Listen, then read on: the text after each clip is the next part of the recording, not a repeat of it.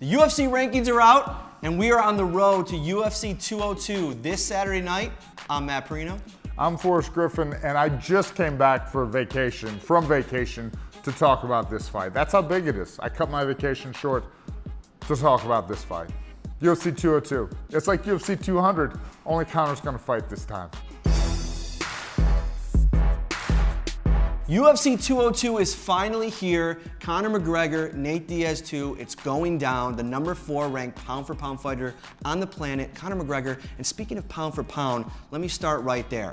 There's been a lot of kind of dissension among fans about the pound-for-pound rankings. A lot of people saying it's crap. It's nonsense. We don't need pound-for-pound rankings. But guess what? We have 10 champions in the UFC. And it's kind of fun when you think about it to kind of put them all in the mix, see which one you like better. It doesn't have to be a live or die kind of thing. What do you think?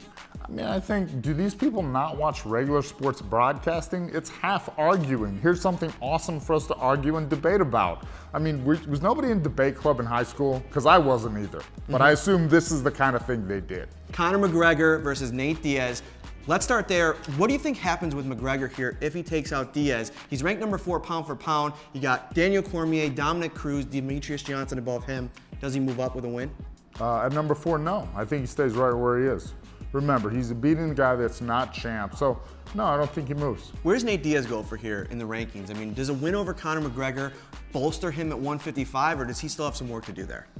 Again, it's still a super fight, so it doesn't really help him that much with a guy that has no fights at 155 in the UFC.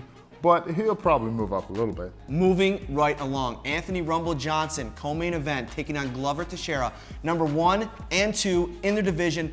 Ton of title implications here. This is a fight Forrest loves. Tell me why. Well, it's because I like 205ers. And Anthony Johnson, the legitimate hardest hitting dude in the UFC right now. More knockout power than anyone else in the world. Why not? And Glover Teixeira, one of the most technical, well-rounded fighters in a long time. He's got power, he's got submissions, he's got a much more well-rounded game. However, it's a very interesting fight. We'll see what happens. And the winner can fight DC. Remember, those of you that are like, well, we just saw the Rumble DC fight.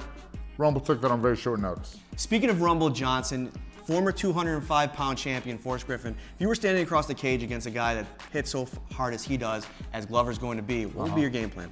I would shoot an outside double, try to turn it into a sweep maybe, end up in a bad position, kind of like Bader did, maybe hugging an arm or something and get knocked out. That's what I would do if I was fighting Anthony Johnson. Now, if I was Glover Teixeira, I would actually try and land a couple punches early to set my clinch up. And I wouldn't maybe go for the naked shot. I would try to push him against the fence, work him. I'll bet that power's gone in 2 rounds of clinching.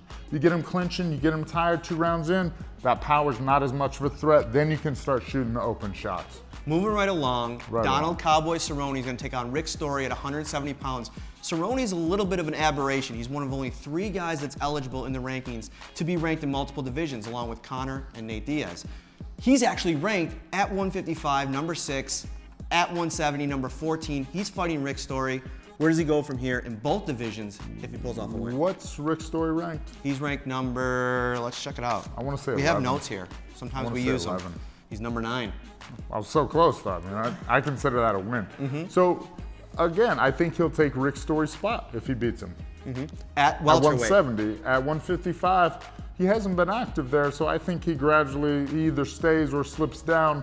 I don't know if he's going to fight at 55 again. He said he wants to fight at 155 again, and guess what? He's got a win over the champion, Eddie Alvarez, and that's who he's eyeing.